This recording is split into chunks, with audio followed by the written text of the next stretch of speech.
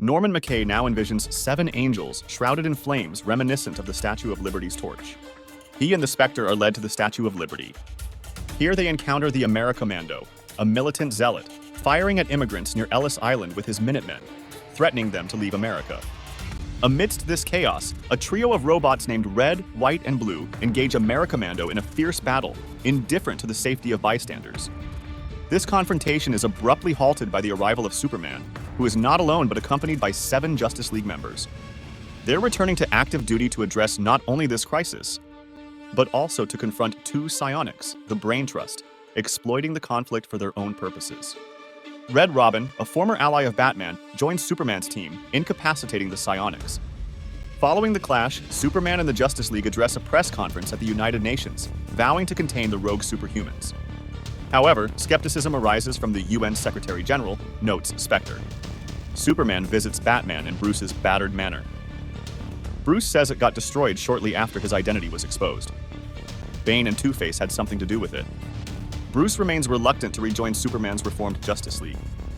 He tells Superman the metahuman population boomed while Superman was gone. Ordinary folks thought Superman, Batman, and the other original heroes were too kind and old-fashioned to face the threats from the 21st century. They wanted heroes that were stronger and more ruthless. He says the metahumans have the keys to Earth's kingdom and can handle today's enemies without Superman and the Justice League. Superman believes Batman is being too heavy-handed with the ordinary citizens in terms of how Batman views and handles crime. Bruce says, yes, the citizens will fear Batman more than they'll trust Superman. And Batman adds that he doesn't trust Superman either.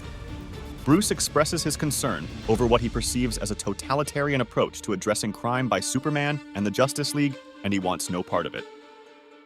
Then Superman departs. After Superman leaves, we see Oliver Queen, Dinah Lance, and Ted Kord with Bruce discussing Superman's recent visit.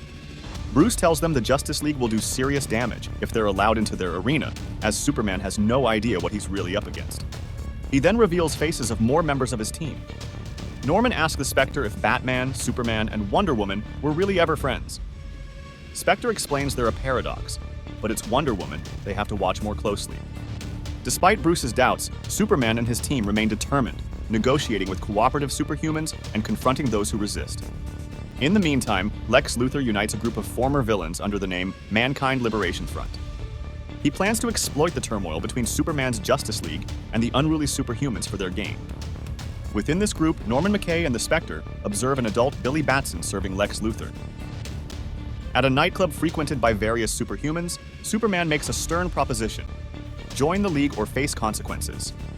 Following his departure, Nightstar and Avia contemplate joining Superman, but Oliver Queen presents them with an alternative. Superman increasingly notices superhumans opposing the League rather than aligning with them. But Wonder Woman reaffirms the stance they're taking on addressing crime by saying it is the right one for humanity. After unsuccessful negotiations with Arthur Curry, now the King of Atlantis, and Orion, the new ruler of Apokolips, Superman seeks counsel from Mr. Miracle and Big Barda. They find Magog in the ruins of Kansas, attempting to rebuild. Confronting him, Superman learns of Magog's role in a past tragedy where the Joker killed Lois Lane and others at the Daily Planet. Magog had killed the Joker, leading to a controversial trial where he was acquitted. Rather than fighting Magog, Superman had withdrawn, haunted by the thought that Magog represented the future of heroism. In a tense encounter, Magog angrily blasts Superman with his staff before kneeling down in defeat, wanting Superman to kill him or do anything to take away the voices of a million ghosts haunting him. As Superman and the Justice League work on constructing a new bastion of justice based on Mr. Miracle's designs, Bruce Wayne is seen forming an unlikely alliance with Lex Luthor and his villainous cohort.